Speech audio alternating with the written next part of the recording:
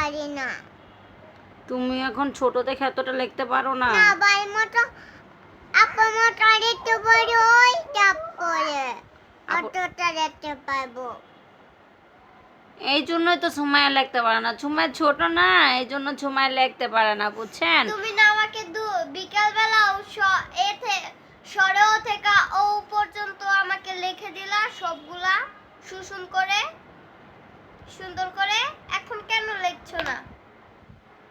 ভাল লাগছে না? তুমি এখন ছোট হয়ে গেছো, তখন বড় ছিলা।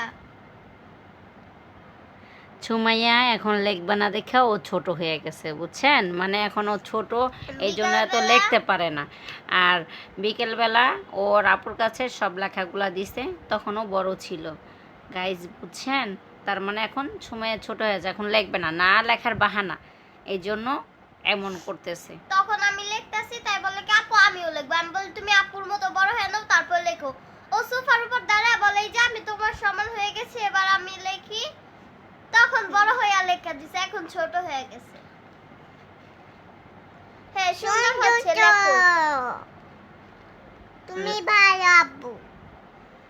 এই যে সরেও লিখছে, সরে লেখো এখান দিয়া, সরে লেখো। আর লেখার যখন মন চায়, ইচ্ছা করে, তখন মাশাআল্লাহ দিলে পুরোটাই লেখে, আর যখন লিখবে না তখন দুষ্টামি করে লিখতে চায় না।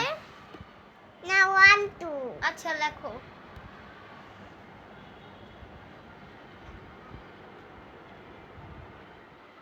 কিভাবে লিখছো? বড় করে লেখো। এখনো লিখবেই না। তাহলে তোমাকে কিন্তু কেউ আদর করবে না, তোমার ভিডিও কেউ শেয়ার করবে